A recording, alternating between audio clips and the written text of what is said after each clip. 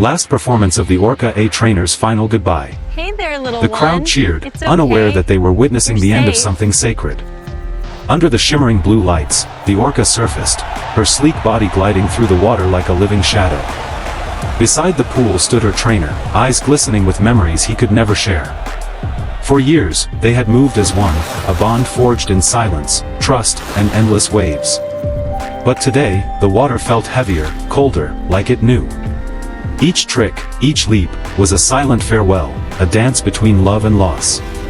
As the audience clapped for joy, the trainer whispered beneath his breath, "This isn't a show anymore, it's goodbye." And when the Orca dived one final time, the sea held its breath, as if the ocean itself mourned her last performance. Long before the applause, before the bright lights and choreographed splashes, there was just a boy and the sea. He had dreamed of working with orcas, not as a master, but as a friend. When he first met Luna, the young orca calf, she was frightened and alone. But in her eyes, he saw something, not wildness, but understanding. Day after day, he trained beside her, teaching commands, earning trust, and unknowingly building a bond that went beyond words. To the Hey there, world, little they were one. entertainment. It's okay. To him, she was family. You're safe. Yet as the years passed, something inside him began to change. The applause that once thrilled him now echoed hollow in his chest. Because he knew, every leap, every trick, every smile, was a moment borrowed from her freedom. And one day, he'd have to face what he had taken.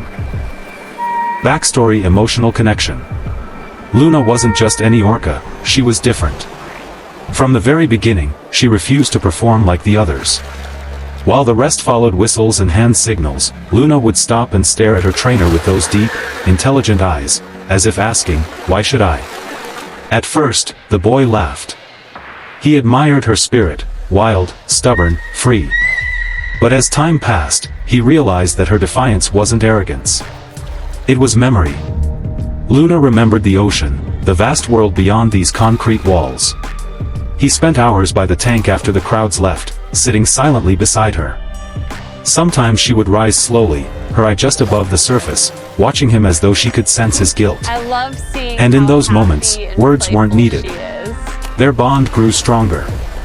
During rehearsals, she responded only to his voice. When he entered the pool, she would circle him protectively, brushing her fin against his hand. The audience saw beauty, he saw trust, fragile, undeserved, and pure. But the deeper their connection grew, the more he felt the invisible chains between them. Every time she performed, a part of him broke a little more. He started noticing the scars on her skin, marks from the tank walls, from frustration, from captivity. He asked for more rest days, gentler routines. The management only smiled. People come to see her perform, not to rest.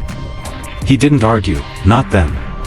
But each night, as Luna slept beneath the artificial lights, he whispered an apology to her reflection. He had promised to protect her. Yet somehow, he had become the very thing she needed protection from.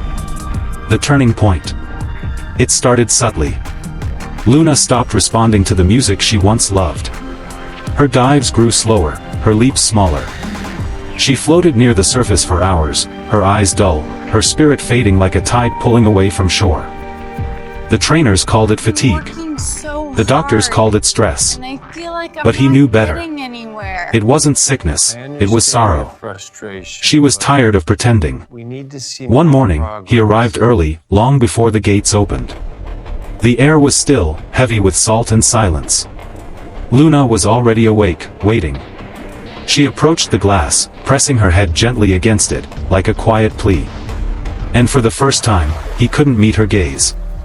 That day, he made his choice. He walked into the manager's office and said, "This will be her last show." The man laughed. "You can't end the act that built this place." But he didn't care anymore. The applause had lost its meaning. The world could keep its cheers, he only wanted her peace. He began preparing Luna differently that week. No pressure. No new tricks. Just calm, soft words, and a promise whispered before every swim. "This time, we do it your way." And somewhere deep inside, he knew, the ocean was calling her home. The final performance. The stadium was packed, Lights flashing, music swelling, excitement vibrating through the air.